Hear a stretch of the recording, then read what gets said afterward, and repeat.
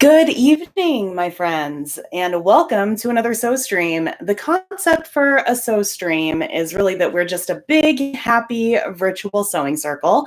Anybody is welcome here, and I really want you to make friends in the comments section. So make sure that you say hello. If you are here for the first time, introduce yourself to everyone by all means, and tell us about your projects or don't. It's completely your call, but you will want to know that Lawrence is at the helm. He is always moderating us, so you want to make sure that you are kind to each other. You're asking questions, and I do try to get to as many questions as possible, so please be active in the comment section. I would very much like it. Today, we are going to be talking about how to start hand sewing and what you need to get there. So what essential items do you need, and how can you use them, really? Or at least how do I use them? So let's go ahead and get started with that. And yeah, let's jump right in. So the first thing that I feel like is essential in any beginning hand sewing kit is needles. Probably pretty obvious, but you'll probably want to buy a packet of varied sizes. So you can see in this particular packet, I have some very large needles all the way down to itty bitty needles. And those are the kind that I generally use because especially when you're hand sewing, you want to get those teeny tiny stitches, and it's a lot easier to do that with a smaller one. But what's even better is if you have a very tiny needle that's actually got some length to it. So the more sizes that you have inside your packet, the better to start with, because then you can hopefully, again, find maybe a really long needle that has a very small circumference to get into that fabric without making too many holes as a result of it. The second thing that you want in any beginning sewing kit is pins. And again, pretty obvious, but I preferred the balled pins. Any kind of pin, though, will do when you're just beginning. So you don't have to worry too much about whether or not it's a very specific straight pin or if it's a dress pin or what have you. As long as it's a pin that will go through fabric, you can get started with any kind that you have on hand.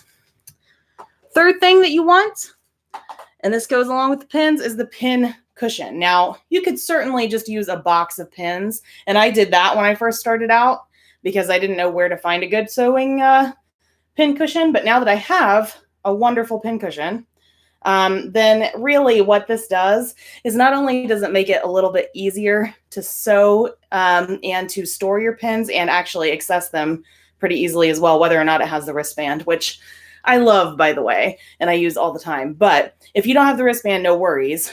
What this does is it keeps you from pricking your finger when you're looking for pins. Because if you're going through this box, you're rummaging through it, then you're going to get pricked. Now, don't get me wrong. You're going to get pricked anyway, but you get pricked more often. And in fact, I even just got pricked just then. If you're rummaging through a box of pins that are sorted every which way. So it's nice to have a pin cushion when you're starting out. Another thing that I really appreciate, our number 4 on the list, is liquid bandage. And I don't know if you've ever heard of this before. Some of you may have, and some of you may have not. But what it is it looks like a vial of medicine, but it has like a brush, and it's essentially the best thing ever, really. It's literally a liquid bandage. So if you get pricked and you start to draw blood, you can use this and then wipe that place, maybe blow on it a little bit to let it dry. And then not only do you have basically a little bit less of an ability to bleed all over everything as you're working, but also, generally speaking, with this particular brand that I have, New Skin, it has a little bit of like an antiseptic in it, and it also keeps you from stinging as much. So it's healthy, I think, at least healthy-ish. It's not a big bulky Band-Aid. And it helps you to like very quickly move on from whatever damage you've done to your skin and keep sewing. Because of course, I don't know about you, but whenever I put like a big bandage over my finger or my thumb, then it keeps me from having as much dexterity. So this stuff is seriously a lifesaver. I highly recommend it. It's particularly effective at closing husbands' mouths too. Indeed. So the next thing that I want to talk a little bit about is fabric. And obviously, to sew, you need fabric. But when you're starting with hand sewing for the first time, you preferably want to have something that doesn't have a lot of stretch. So obviously, it's sweater weather. I'm wearing a sweater tonight. This sweater, while it's lovely fabric, has some stretch, has some give to it, right? You want something without any give. And of course, you guys know that I've started the stripey challenge if you've been watching my socials here. And this is the fabric that I'm going to use. And you can see there is no stretch. It doesn't have a two-way or a full stretch on it at all. It is straight up. I believe it's like it wants to be silk. I'm not sure if it actually is silk or not. It's probably polyester. Let's be real, because I know how much I paid for it. But it has no give whatsoever. And that's the kind of thing that you want when you're starting out. Now, I would actually recommend, instead of silk, to start with maybe like a cotton or maybe a linen, because especially in the case of linen, you can very, very clearly see the warp and the weft. So you can see those up and down lines going across each other. And I feel like when you're starting out, that's a really good way to get started, is to kind of see exactly where everything is laying on the fabric. And it's just a really good choice, honestly. So definitely go with like cotton or linen, something without any give that can stay sturdy and straight while you're sewing the first big project that you're doing, or even just a small project. So Lawrence, tell me, who we got tonight? What's up? We got quite a few people in the house, 12 of us to be precise. Amy is happy to be catching up on the live stream from Kentucky. Hi, Amy. Donna says, hi, Tara. Lawrence and Kafka, who is somewhere around here, I believe, but I can't hear him meowing. Dorothy says, love your pearls. Love your pearls. Thank you. My pearls were actually a gift to me from my cousin, and they are real, which is kind of fun. We have Renee in the house, who thinks that the liquid glue or the liquid bandage is definitely helpful. We have Shauna and Deborah, who both say hi. And we have Amy, who says, my sewing kit has been in a Caboodles makeup tote since the 80s. Very nice. I have a very similar one in the other room, one for makeup. And I also have probably the same kind that you're talking about on the bed right now, because I was fishing through it to find some of these supplies for you. So you are not alone on that. And very quickly, we have Jeffrey, who says hi. And we have Dorothy, who says that you, wifey, have inspired her to make a bib apron using a 1930s pattern by hand. That is amazing. And along those lines, I really, really want to share another project that I heard about earlier today. And now that you've shared a little bit with me of what you're working on, first off, I want to see pictures of those things. So make sure that you're following me on socials, and Lawrence will certainly put those links in there later. But right now, very special person that I want you to know about. She is an avid knitter. And right now, she has told me through our hashtag, and really through, in this case, a private message, but still she's let me know that she's currently knitting hats for children in her community who don't have any warm things to wear this winter. So I am, of course, talking about Andrea, JMCG, on Instagram. And yeah, go and check her out. She does have a private account, so of course it's up to her as to whether or not you can follow her, but you can at least say hello to her. And I know that she watches these live streams sometimes. So Andrea, if you are with us tonight, make yourself known, say hello. And yeah, if you would like to be featured, then make sure, again, that you show off all of your beautiful works to me using the hashtag Crafty Vintage Lady on any of the social media networks. Doesn't matter which one. I look at all of them: Facebook, Instagram. You could even try it on Pinterest. I don't know if it would work, but maybe. I don't know. And I look forward to seeing all of your projects and featuring, hopefully, at least one of you every single time that we do one of these sew streams, because that's what this is all about, right? This is our community to show off all of our brilliant works. So please, by all means, share those brilliant works with me as many times as you possibly can. So back to our list, we left off with number 6. And this is not an actual thing that you need, But I do recommend that if you are going to start practicing hand sewing, that you give yourself a little bit of extra time. It takes a lot of time to hand sew things. This thing, of course, seems to be a running joke now. I have not gotten any further than I was last time that we talked. So it takes quite a commitment to do any kind of hand sewing work. You all right over there? There's a pin hanging from it. Oh. Nearly hit me in the face. A needle. There Needle. it is. Thank you. Yeah, see, there's my favorite needle, guys. It's long, but it's also a very small circumference. See, I told you. But yes, it takes a long time to do hand sewing work. So you want to make sure that you take as long as you need on each project, and don't beat yourself up about it if your project is taking a little bit longer than it would if you were using a sewing machine. Because I would say, for me at least, it takes at least 3 to 4 times longer to do something by hand than it would if I were making the exact same thing on machine.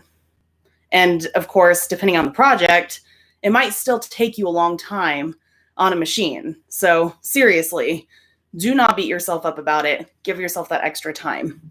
Now, number 7 is a seam ripper.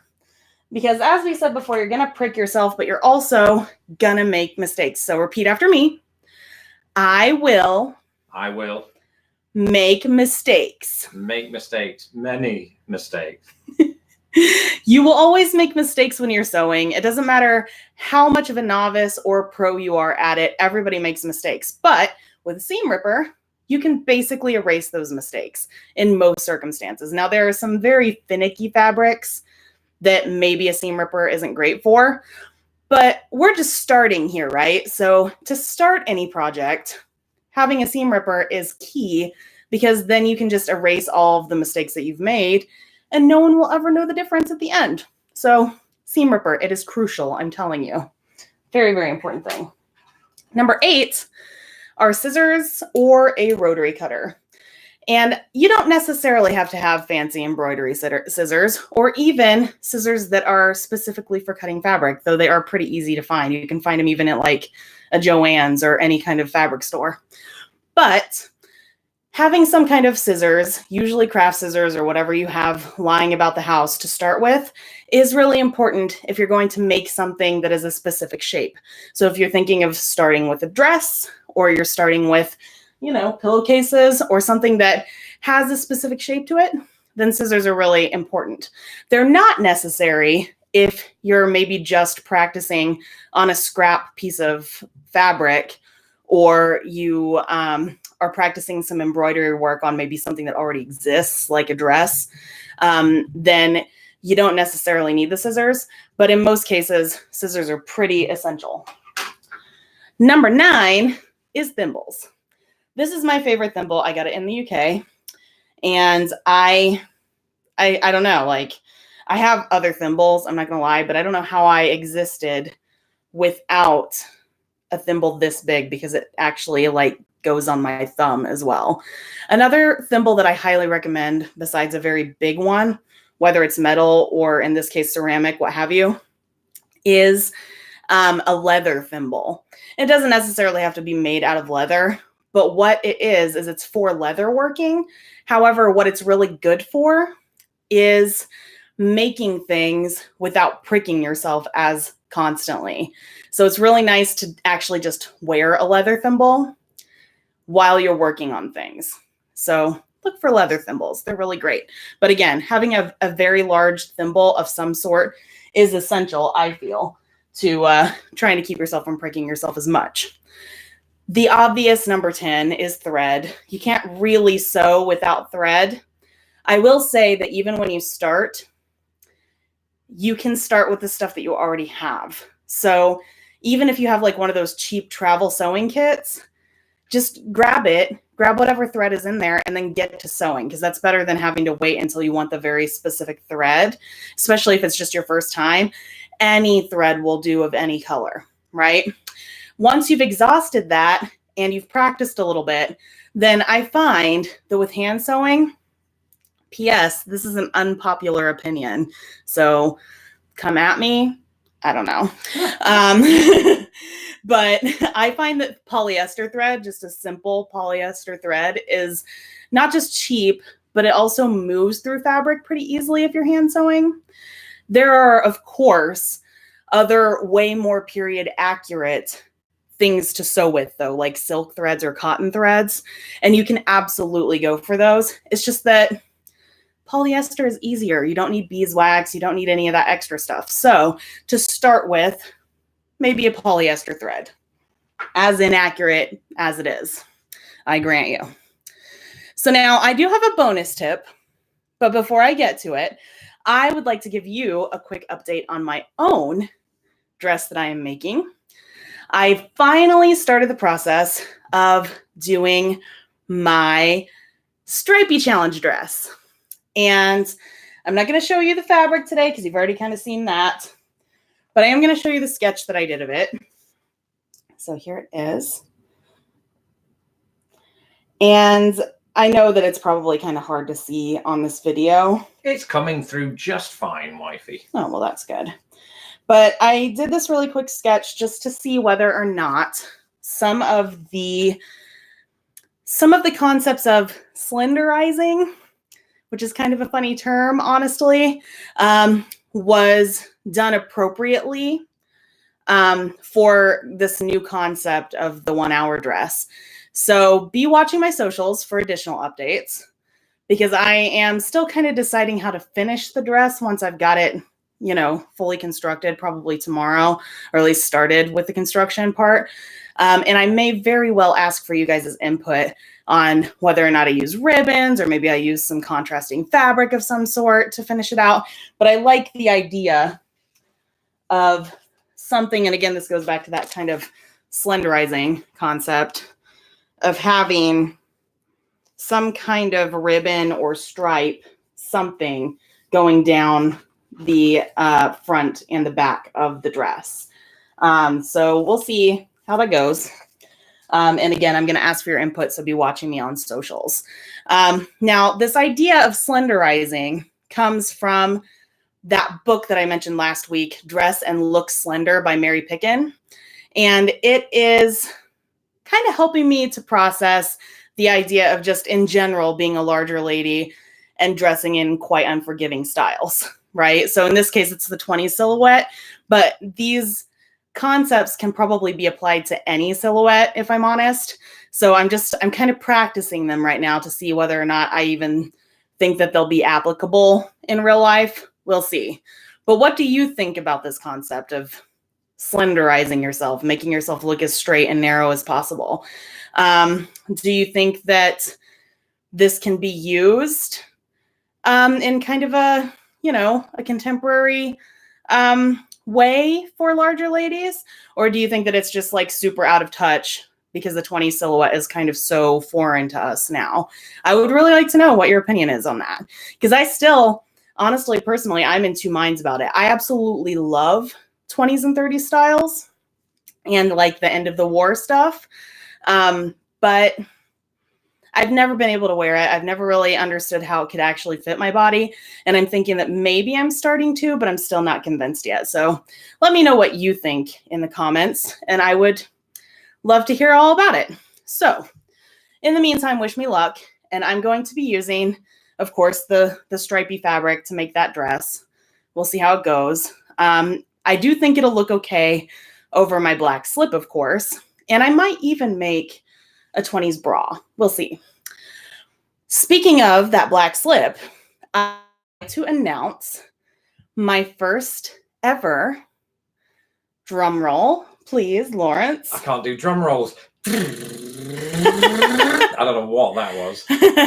My first ever Sew Along Sunday. So we've talked about the idea of sewing along with me, and it's finally going to happen. So on Sunday, October 13th, yes, mark your calendars, ladies and gentlemen, you will need to be prepared to make a slip with me.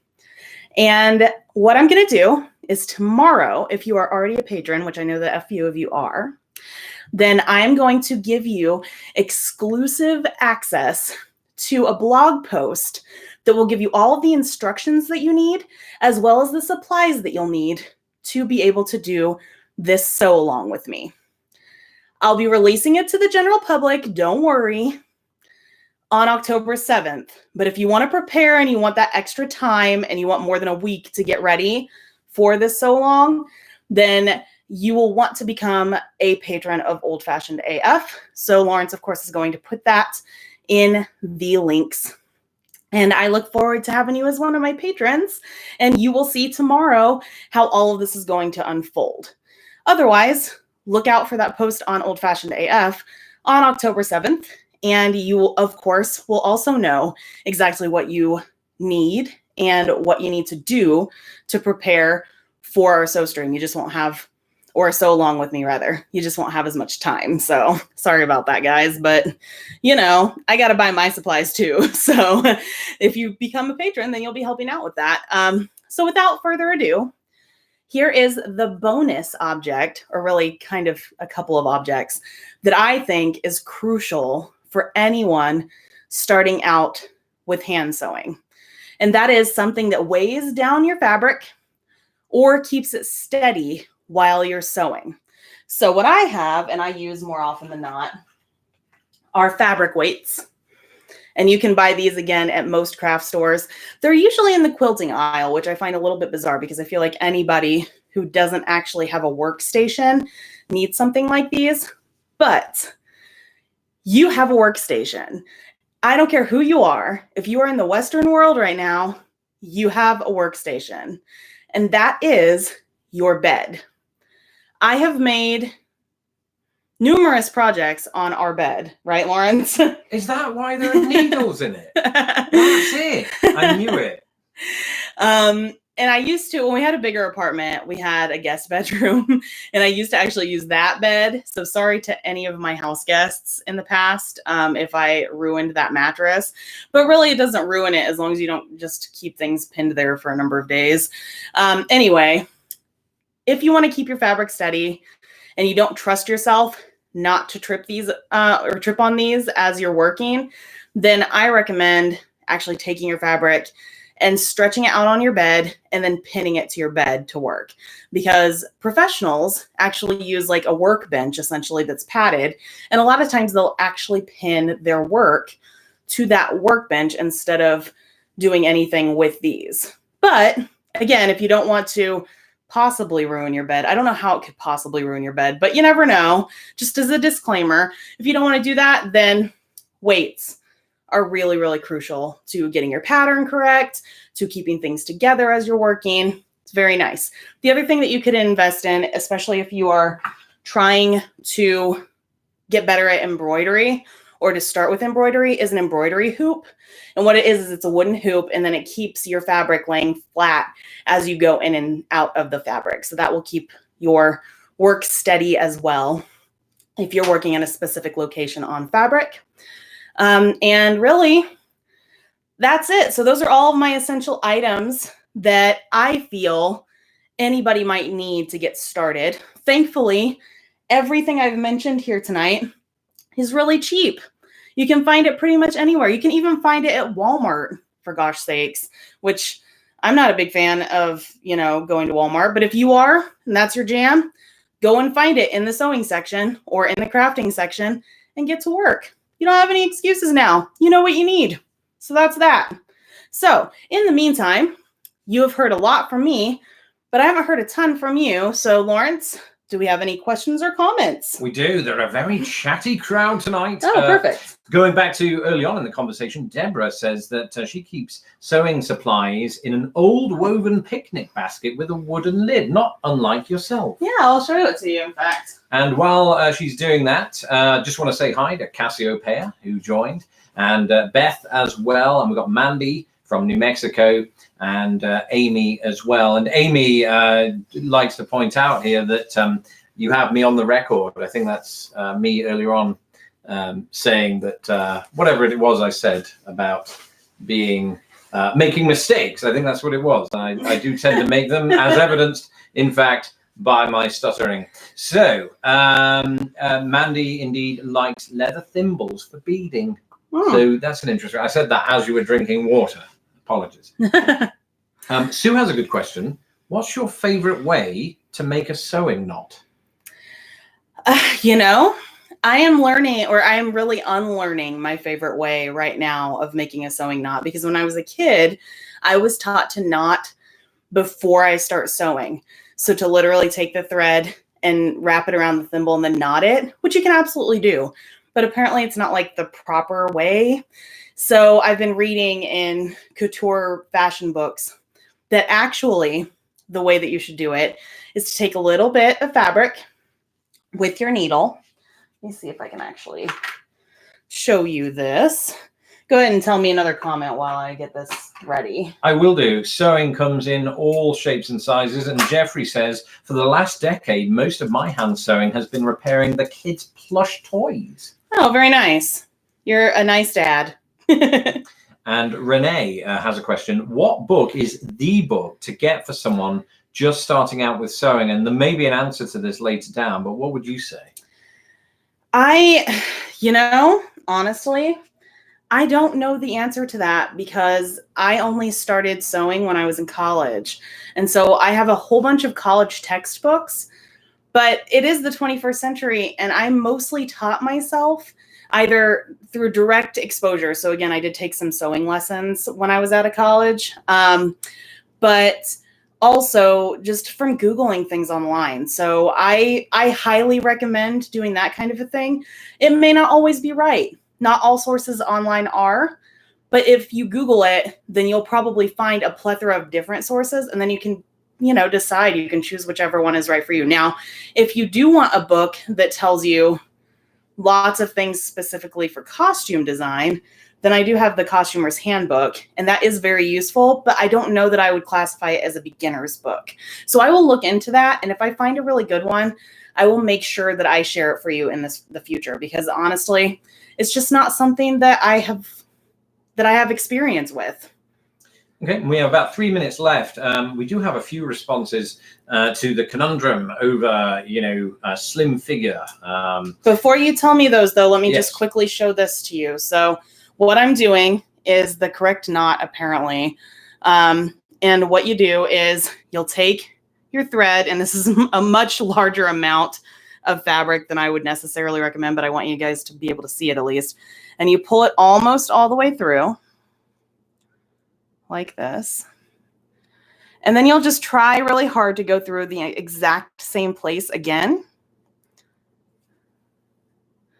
And then that knots it. But then if you want it to be really sturdy, you do it one more time. And then this is the really fun point, especially when you're finished with something. So let's say that we've hand sewed an entire row of something. Then after you've knotted it, then you take it and you just literally stitch somewhere else. And then that knot won't show up, because what you're going to do is you're going to cut it right there where you stitched, as opposed to where the knot is. And then that little stitch, especially if it's like inside a seam, for example, will never be seen again, and no one will know where the end was, in theory at least. So that's what I'm trying to teach myself to do. And it is starting to become my favorite way to end a knot, but I don't know. I was always taught growing up that you just, again, knot the thread and then pull it through, and that's the way that you do things. So you do you, really. So we have a lot of comments, but so little time. So I'm going to try to get through a few of these as quickly as I can. So where was I? So this is Amy. There have always been people of all sizes, even if pop culture ignores us. You rock. And then Sue quickly did ask if you managed to find The Lost Art of the Dress that, as you mentioned last time, I believe is a book. I have looked into it. I haven't actually looked at it yet, because I'm still looking at all these slenderizing techniques to try and figure out this 1 hour dress situation. But do not worry, it is on my list. Yes, and Jen says, I think that it can work, but it's important to remember that people had different figure ideals at different times, and goes on to say 2001 people, for example, were supposed to have long, lean torsos with ultra low-cut jeans, similar to the 20s ideal figure, so slightly boyish. Yes, I was in high school then. It was a good time. So was I. I remember that. Wait, no. different for me. Let's see. And then, and she says, but other times it was ideal to be curvy, so they pinched in the waist. So it depends on what you're going for. And then Renee, see, I didn't know fabric weights were a thing. The interesting thing about those fabric weights is that our cat thinks it can easily knock them off the table, and then he goes to try and they're too heavy, and it's hilarious to watch. You can make your own fabric weights. I used to, actually. I made a couple of puppets a long time ago, and in both cases I weighted them down with pennies, and you can make fabric weights using pennies as well. So yeah, it's pretty easy to make them. And equally, Amy says, I've never heard of fabric weights, so it looks like today's video is quite a revelation. That's really crazy. I don't know. I don't even know how I learned about them either. But I know that generally speaking, if you do go looking for them, it's easiest to find them in the quilting section. So maybe that's the reason why a lot of us haven't heard of them, because maybe quilters use them more often. But I find that hard to believe. Yeah. And Steph says the same thing. So it looks like this is quite a revelation for me also, I should say. And then very quickly, Deborah does say that your basket is great. So. Yeah, I got it from an estate sale long time ago. I don't know if I could live without it now. It houses all of my thread. So.